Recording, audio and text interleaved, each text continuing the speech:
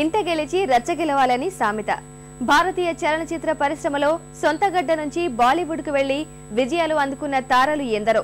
ముఖ్యంగా కథానాయకుల విషయంలో దక్షిణాదికే అగ్రస్థానం లభించింది.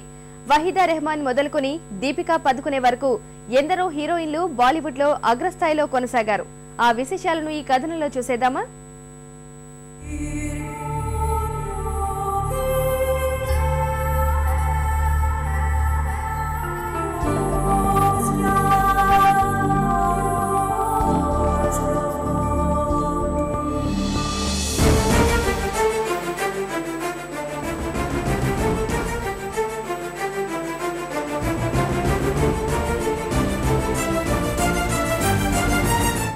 అందం, అభినయం. కథానాయిక అంటే ఈ రెండు మాత్రమే కాదు. కాస్తంత చొరవ, ఇంకాస్త విషయ పరిజ్ఞానం, మరికాస్త భాషా పరిజ్ఞానం ఇవి ఉంటే చాలు, ఎక్కడైనా రాణించవచ్చు.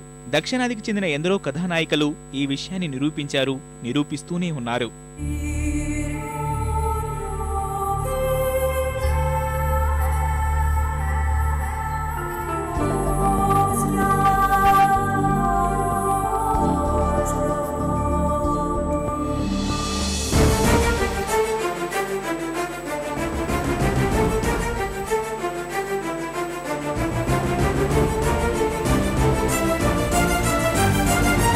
ఈ జాబితాలో చెప్పుకోవాల్సిన తొలి పేరు అలనాటి అందాల తార వహీదా రెహమాన్.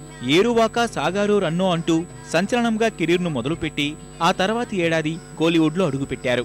అనంతరం సిఐడి సినిమాతో బాలీవుడ్ కు పరిచయమయ్యారు. ఆ తర్వాత ఎన్నో విజయవంతమైన చిత్రాలు ఆమె ఖాతాలో చేరిపోయాయి. ప్యాసా, కాగజ్ కాపూల్, సోల్వాసాల్, కాల్ బజార్, గైడ్, నీల్ కమల్, ప్రేమ్ పూజారి, రామ్ ఔర్ శ్యామ్ వంటి సినిమాలన్నీ వహీదా విజయాలే.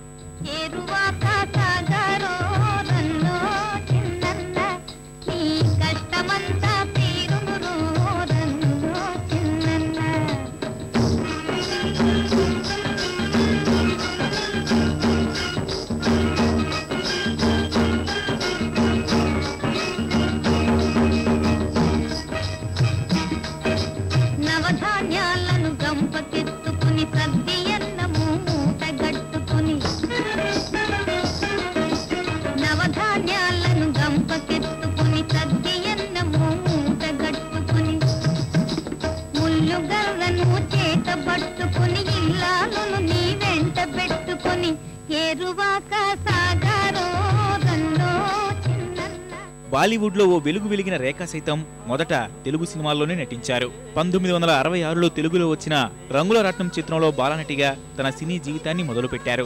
1969లో కన్నడ చిత్రం గోవా డాలి సిఐడి 999 చిత్రం ద్వారా హీరోయిన్ గా మారారు. అదే ఏడాది అంజనా సఫర్, సావన్ బోధం సినిమాలతో బాలీవుడ్ లో ప్రవేశించి అగ్ర కథానాయికగా కొనసాగారు. వయసుతో పాటు అందము పెరిగిందన్న పొగడ్త అందుకున్న నాయికల్లో రేఖకు మొదటి స్థానం ఇచ్చి తీరాల్సిందే.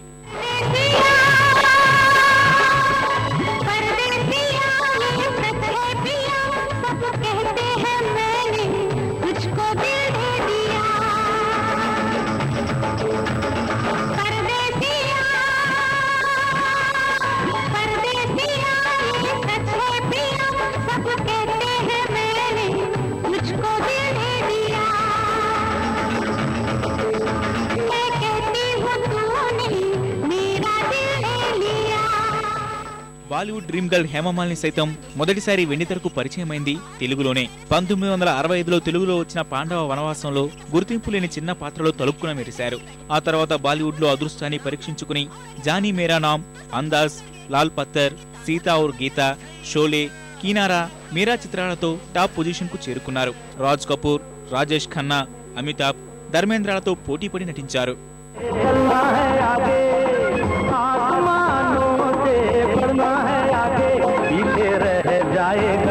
ये ज़माना यहाँ कल क्या हो